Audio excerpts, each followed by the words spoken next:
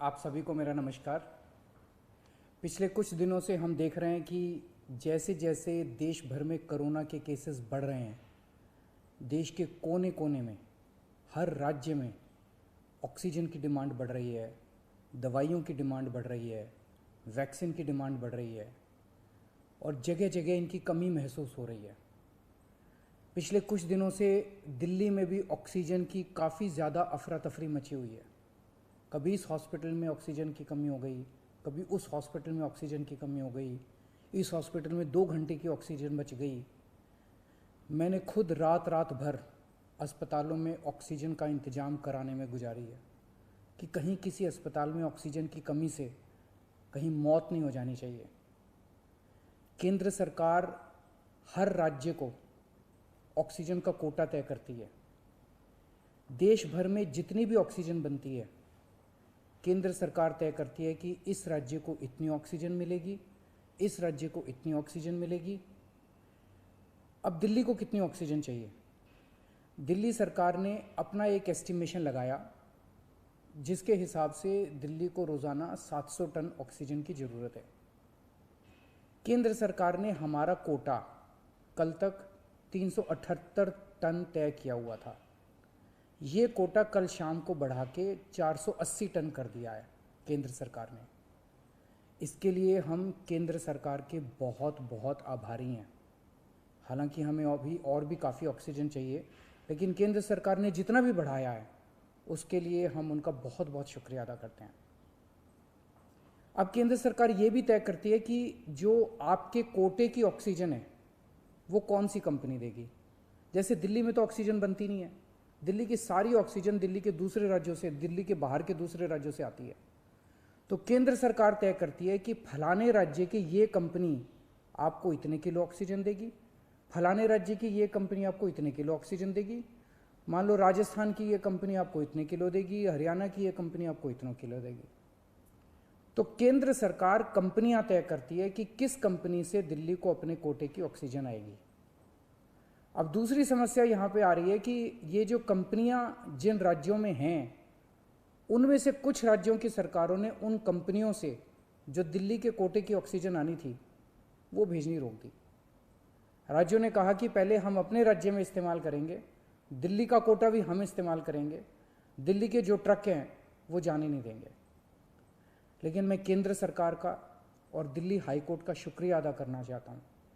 पिछले 2-3 दिन के अंदर उन्होंने हमारी बहुत मदद की है, जिसकी वजह से अब ऑक्सीजन दिल्ली पहुँचने लगी है। जो जो दिक्कतें आ रही थी, हम लगातार पिछले 2 दिन से एक एक मिनट टू मिनट, मैं खुद, मनीष जी, मैं, हमारे सारे ऑफिसर्स केंद्र सरकार के लगातार संपर्क में थे।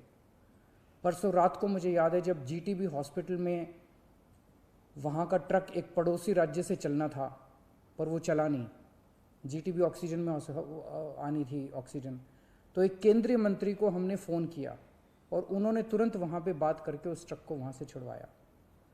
हम लगातार संपर्क में हैं, एक एक ट्रक को अस्पताल पहुँचाने की कोशिश कर रहे हैं। हम सब लोग 24 घंटे काम कर रहे हैं, सोई नहीं है। हाई कोर्ट और केंद्र सरकार से जो मदद हमें मिली है उसके लिए तहे दिल से हम उनका शुक्रिया अदा करना चाहते हैं। जो कोटा हमारा बढ़ाया गया है अभी ऑक्सीजन का, उसमें उड़ीसा से काफ़ी ऑक्सीजन आनी है, तो बढ़े हुए कोटे की ऑक्सीजन को भी दिल्ली पहुंचने में कुछ दिन लग जाएंगे। हम कोशिश कर रहे हैं कि अगर हो सके तो हवाई जहाज के जरिए उड़ीसा के से ऑक्सीजन लाई जा सके। जब हमने लॉकडाउन लगाया था, मैंने आपको बोला था कि ये 6 दिन का जो लॉकडाउन है, ये 6 दिन हम आराम नहीं करने वाले, हम 24 घंटे काम करेंगे।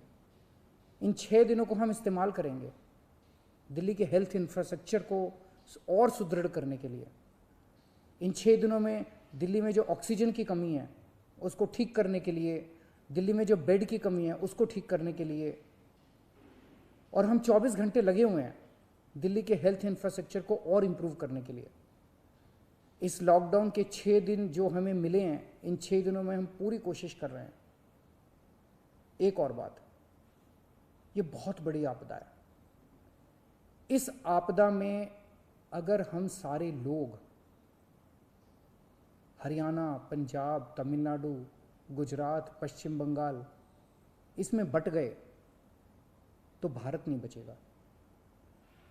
इस वक्त हमें एक दूसरे की मदद करनी है, हमें भारतीय बनना है, हमें इंसान बनना है। देश के लोग आज सभी न्यूज़ चैनल पे देख रहे हैं कि दिल्ली में आने वाला ट्रक किसी और राज्य ने रोक दिया, मध्य प्रदेश में जाने वाला ट्रक फलाने राज्य ने रोक दिया। ये तो ठीक नहीं है, लोग ये नहीं चाहते। देश के लोग आज ये देखना चाहते हैं कि दिल्ली ने किसी दूसरे राज्य की मदद कैसे करी, उत्तर प्रदेश ने किसी राज्य की कैसे मदद की। हम एक साथ मिलके आपदा से लड़ना है हमें, तभी भारत बचेगा।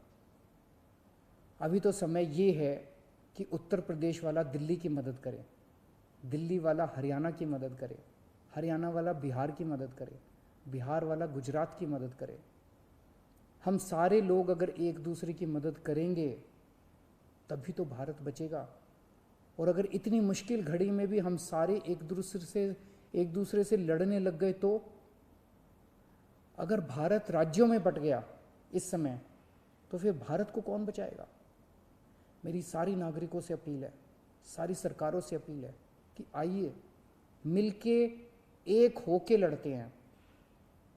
अगर हम मिलके लड़े एक मुट्ठी बनेगी, हमारे सारे संसाधन मिलके एक साथ इस्तेमाल होंगे, हमारी ताकत बढ़ेगी, हमारी शक्ति बढ़ेगी। और अगर हम बट गए तो फिर कोई हमें नहीं बचा पाएगा। मैं सभी राज्य सरकारों से कहना चाहता हूँ कि दिल्ली का मुख्यमंत्री होने के नाते मेरे से जो बन पड़ेगा, मेरे हाथ में जो होगा, आप मुझसे मांगिए, मैं दूंगा। पूरे देश की मदद करेंगे। अगर दिल्ली में हमारे पास ऑक्सीजन ज़रूरत से ज़्यादा होगी तो हम दूसरे राज्यों को ऑक्सीजन देंगे। अगर हमारे पास किसी दवाई की ज़्यादा मात्रा होगी तो वो भी हम दूसरे राज्य के साथ बांटेंगे। और जब दिल्ली में कोरोना कम होगा और किसी दूसरे राज्य में डॉक्टर्स की ज़रूरत हुई, हम वहाँ डॉक्टर्स भी भेजेंगे। हम सभी भारतवासी हैं, हम अपने देशवासियों की मदद करेंगे, सभी राज्यों की मदद करेंगे, क्योंकि ये बीमारी कोई बॉर्डर देख के नहीं फैलती। मैं उम्मीद करता हूँ कि इसी भावना के साथ हम सभी मिलके एक साथ, सारी सरकारें, केंद्र सरकार, सारी राज्य सरकारें, हम मिलके काम करेंगे, एक भारत बन के काम करेंगे कोरोना को हराने के लिए। हमें पूरी दुनिया के सामने दिखा देना है कि विश्व में सबसे ज़्यादा कोविड केसेस भारत में होने के बावजूद कैसे भारत के लोगों ने, यहाँ की सरकारों ने मिलके कैसे इस आपदा से लड़ाई की, कैसे हमने सारा प्रबंधन किया। भारत के लोग दुनिया को दिखा देंगे कि कैसे एक साथ मिलके इस खतरनाक बीमारी को हमने हराया। जय हिंद। अगर आपको हमारा वीडियो पसंद आया हो तो इसे लाइक करें, सब्सक्राइब करें और साथ ही बेल आइकन दबाना ना भूलें।